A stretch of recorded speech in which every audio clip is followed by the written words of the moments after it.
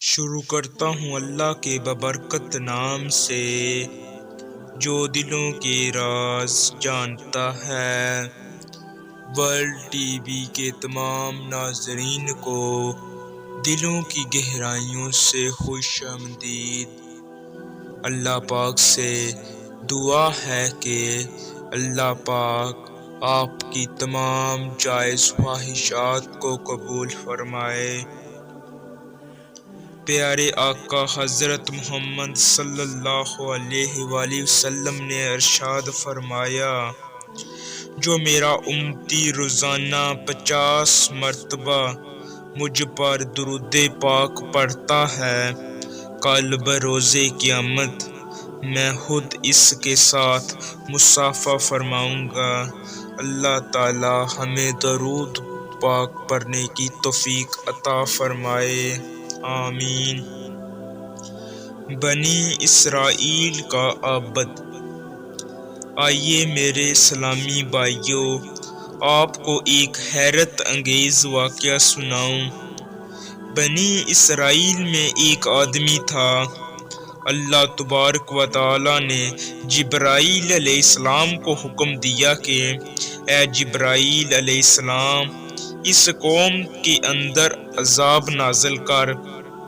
عرض کیا کہ اے مالک و مولا، اس قوم کے اندر تیرا ایک ایسا بندہ ہے جو ہر وقت تیری عبادت میں مصروف رہتا ہے، اس کے بارے میں کیا حکم ہے؟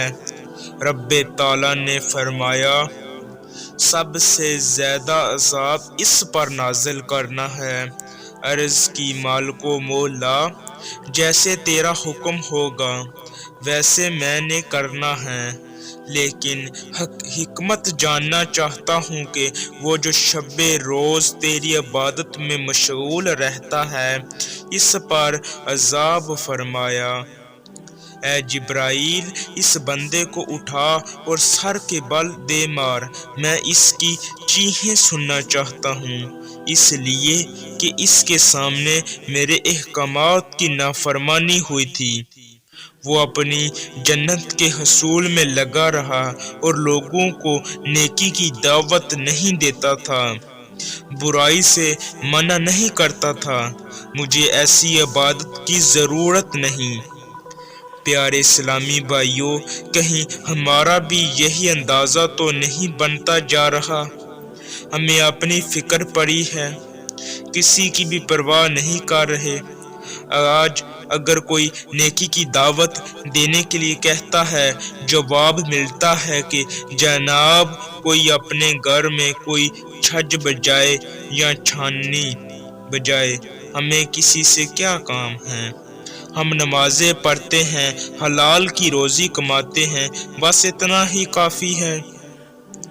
پیارے اسلامی بھائیوں، آپ یہ سوچیں، اللہ نہ کرے اگر یہی سوچ صحابہ کرام رضی اللہ تعالیٰ عنہم کی ہوتی، یہی سوچ اگر اللہ نہ کرے حضرت خواجہ معین الدین چشتی اجمیری رحمۃ اللہ کی ہوتی کہ حلال کی روزی کماؤ اور 5 نمازیں پڑھو، بس یہی کافی ہے، ہر کوئی اپنی جگہ نماز پڑھتا رہتا تو عین ممکن ہے کہ آج ہم کسی بت کے آگے جھکے ہوئے ہوتے۔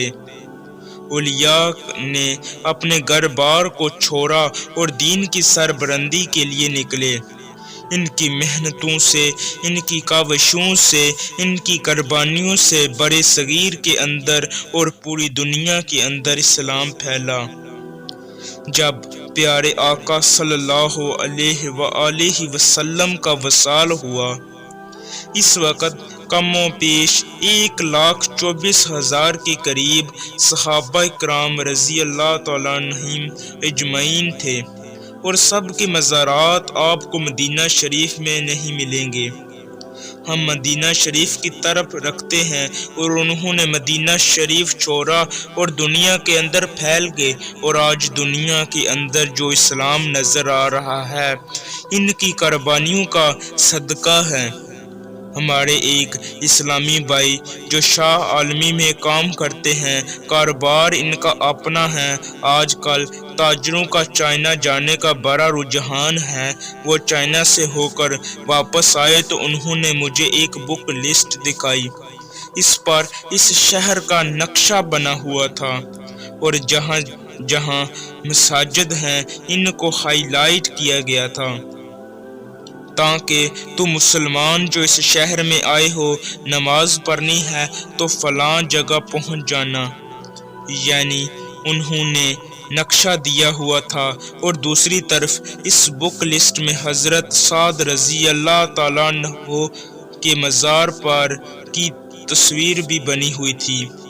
یقین جانے جب میں نے تصویر دیکھی تو میری آنکھوں سے آنسو نکل آئے۔ وہ منظر گم گیا، کہاں مدینہ منورہ اور کہاں چائنا، اور اس دور میں سفر کتنا مشکل ہے۔ راستے میں جنگلات، راستے میں ندی نالے دریا سمندر، کتنی چیزیں آتی ہیں، اور اللہ کے نیک بندے کسی طرح سفر کر کر وہاں پہنچے تو مزار شریف بنا ہے۔ حضرت سعد رضی اللہ تعالیٰ عنہ وہ ہستی ہے جن کو سرکار علیہ السلام رخصت کرنے کے لیے خود باہر تشریف لائے ہیں، اور سرکار علیہ السلام کی آنکھوں سے بھی آنسو جاری ہیں اور سعد رضی اللہ تعالیٰ عنہ کی آنکھوں سے بھی آنسو جاری ہیں۔ پیارے آقا علیہ السلام نے ارشاد فرمایا، سعد رضی اللہ تعالیٰ عنہ، ممکن ہے کہ دوبارہ تمہارے ساتھ اس دنیا میں ملاقات نہ ہو سکے۔ ارے کیا جذبات لے کر وہ وہاں سے نکلے ہوں گے۔ انہوں نے سرکار علیہ السلام کا پیارا مدینہ چھوڑا اور سرکار علیہ السلام کا بظاہر کرب چھوڑا اور کہاں چائنا پہنچے اور وہاں جا کر تبلیغ کی، اور آج ہم اپنے محلے کے اندر تبلیغ کرتے ہوئے ڈر رہے ہیں۔ دوستو، تو ہمیں صرف اپنی نماز کی فکر نہیں کرنی چاہیے۔